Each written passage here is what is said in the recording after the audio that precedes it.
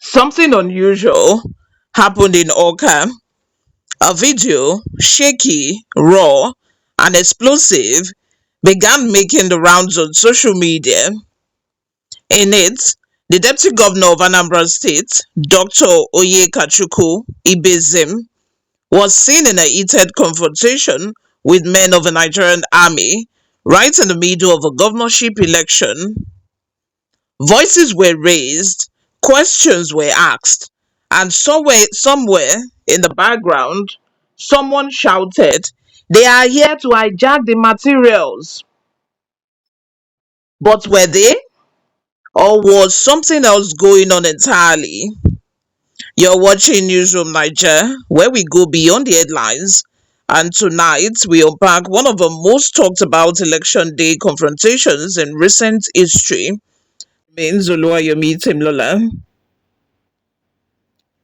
Before we delve deep, if you're new to this channel, make sure you subscribe, hit the notification bell, and give this video a like so you never miss the truth behind the trends. It all started with a 45-second clip posted just hours after polling closed in Awka. You're not going anywhere.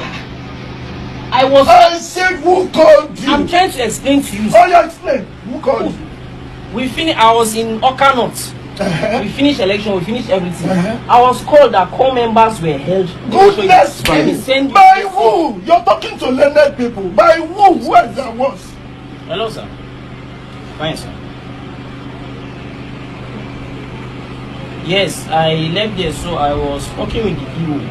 The EO now told me to meet her at her office. So when I went there, I met the deputy governor at her office. So now he's saying I was interfering with. My friend, don't say what you don't know. Is that the commander? No, don't say what you don't know. You can't be reporting wrongly. Is that the commander? Is that the commander? What was speak to him? Then you was saying, are you talking to? Is that the commander? I can't be lying in front of everybody here. Stop that nonsense, my friend. If that's will you stop that nonsense? Hello, sir. You want to speak to the commander? It is my own election. Can you hear me, sir? So I don't know what's all this thing that happened, because I just came here. She said I just came for coming back. Something is wrong. No, sir. Something is wrong here. Excuse me, sir. Something is wrong here. Excuse me, sir. Who called the army? That's my problem. They called me. You was just asked a very simple question. Who gave you? Who called you? Who gave the command? Who gave you the directive? Oh, yeah. It's a very simple thing. Who called you? Excuse me, sir. Please, just calm down. Just calm down and listen to me, sir. I'm very sorry. Just calm down and listen to me. If you started with that, you're sorry. Then we will listen to you. Because this kind of nonsense will stop in this country. No, but we didn't come. We just look at the message. You want to intimidate us? You ask questions. You want to intimidate me? You did not ask questions. Are you supposed to be part of this process? Are you supposed to be part of this process? Are you supposed to be part of this process? Coming to obtain election materials and That's what you did. kidnap presiding officers to an unknown destination. Kidnap? What is your mission? What is your mission here now? Your mission. What did she tell me when I called her? Madam, Ask her what she told me when I told her. you're not listening to us. Mana, what did you tell me when I called you? Please, I'm sorry. What did you tell me? Victor, Abeg, bring my phone. The one in charge of Awka North and South. Okay, that's fine. Please. The video shows Dr. Onyekachukwu Ibezim confronting a group of uniformed soldiers at Ukwu Oji Umubele, Awka Ward 5. He's visibly angry, his voice cutting through the night air. He asked, "Who authorized your presence here? Are you supposed to be part of this process?" Around him, election officials and bystanders look tense. Someone off camera accuses the soldiers of trying to seize election materials and even allegedly kidnap presiding officers. But the officer in charge, calm but firm, denies it immediately. It says they are here to secure us, nothing more. They are here for security reasons. Within minutes, the clip went viral. Hashtag Anambra election and deputy governor hashtag trended across X, Facebook, and TikTok. Many users accused the army of meddling in politics again. Others argued the deputy governor overstepped his bounds, obstructing security personnel during an emergency. The video, though brief, became a national talking point. Everyone saw it, but very few understood the context. A day later, the Nigerian Army broke its silence. On Sunday night, via its official X handle, the acting deputy director of Army Public Relations, Lieutenant Colonel Olabisi Ayeni, released a statement that changed everything. According to the Nigerian Army, the viral clip misrepresented what really happened, and the truth, they said, was far more serious than a simple political quarrel. At about 2020 hours, that's 8:20 p.m., an officer of a 302 Artillery Regiment received a distress call from NYSC officials and corps members. They reported that they were being held hostage by suspected political thugs. The collation officer mysteriously disappeared. Now pause for a second and think about that. Election night, youth corps members, the backbone of Nigerians' voting process, trapped, scared, with no protection. The army says that's when they moved in. A rapid response team, 2 officers and 12 soldiers. Their mission, rescue the trapped INEC and NYSC staff. When they arrived at Ukwu Oji Umubele, they met tension. Political figures were already gathered, including notably the deputy governor himself. And that's where the confrontation began. Imagine this moment. A deputy governor, second in command of a state, sees soldiers arriving at a polling unit after dark. No prior briefing, no notice, just a sudden military presence. Naturally, it demands an explanation. It questions their authority. It wants to know who sent you here. But on the soldiers' end, they are responding to a distress call. To them, time is critical. Lives may be at risk. So what happens next? A clash, not of weapons, but of authority. Despite provocation and the charged environment, the army says its troops maintained utmost professionalism and restraint. They managed to extract the NYSC corps members and INEC staff, escorting them safely to the INEC office, where collation continued. The army calls it a humanitarian intervention, nothing more. But for many Nigerians, the question remains, why did it look so much like a power struggle? To understand what really happened that night, we need to step back. Elections in Nigeria are emotionally charged. Security presence is both necessary and controversial. For politicians, soldiers at a polling unit can feel intimidating. For the army, failure to respond to a distress call could mean loss of life. So when both forces, political authority and military authority, meet under tension and mistrust, sparks are inevitable. Now, this isn't the first time either. We've seen similar scenes in Rivers, in Ekiti, and even in Lagos State. Moments where politicians question soldiers' roles. The soldiers insist they are only doing their duty.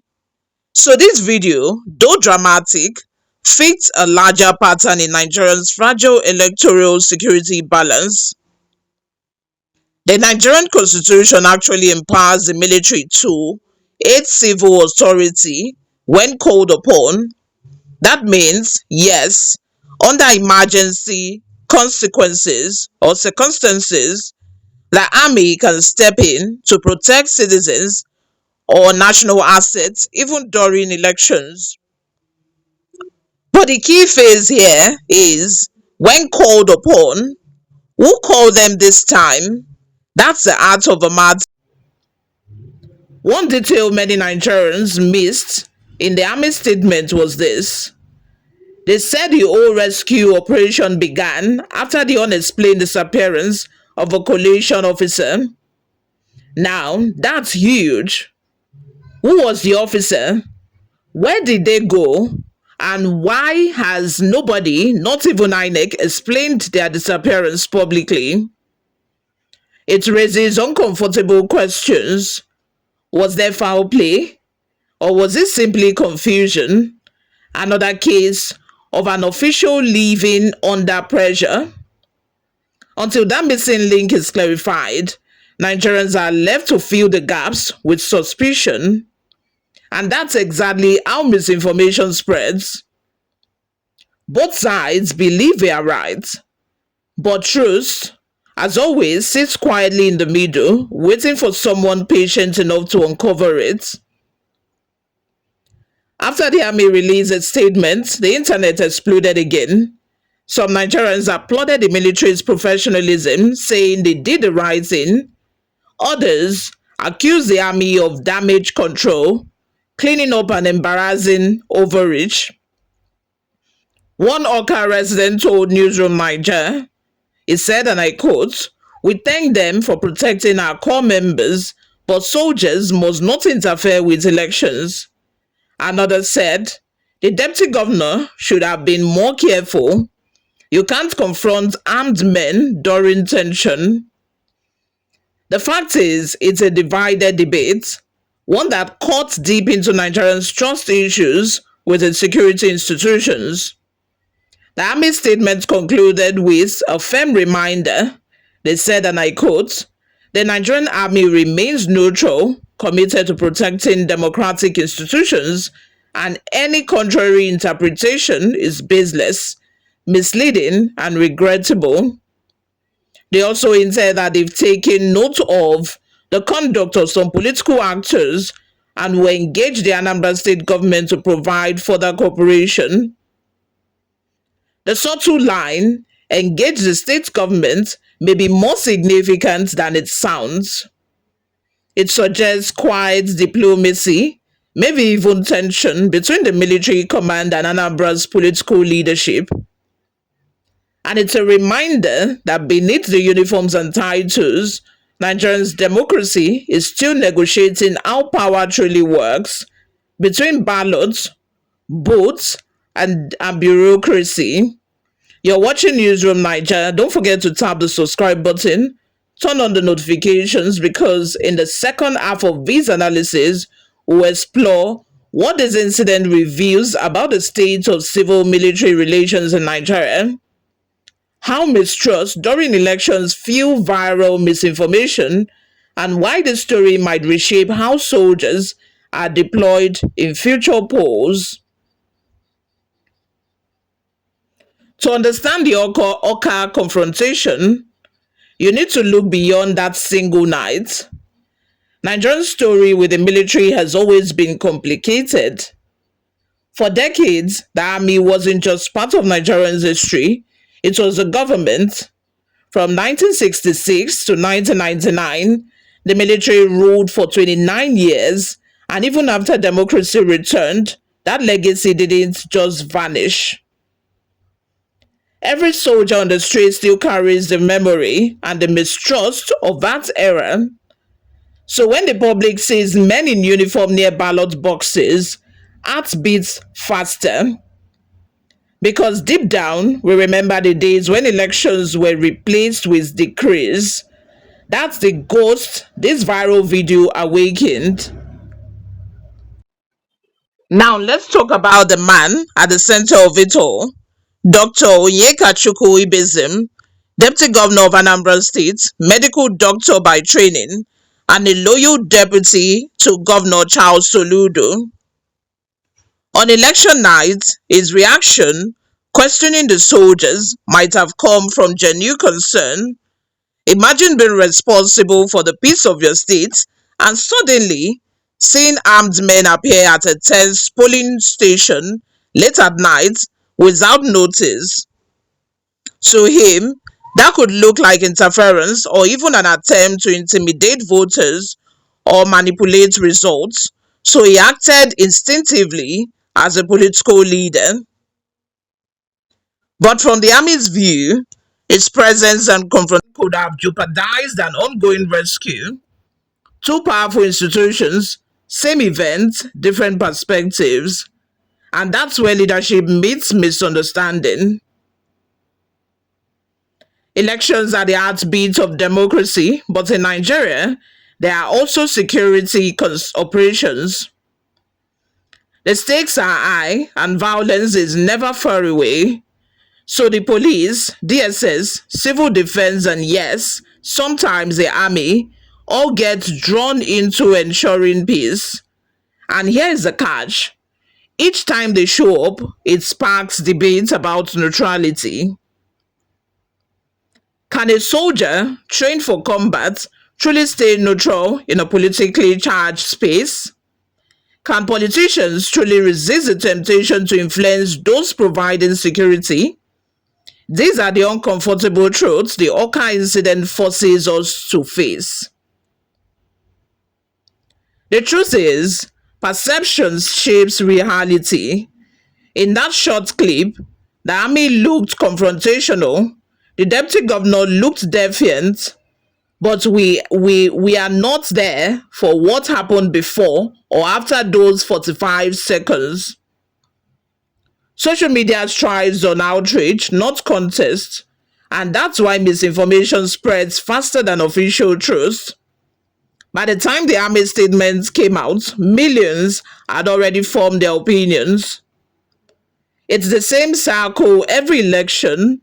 A video drops, emotions rise, narratives add in.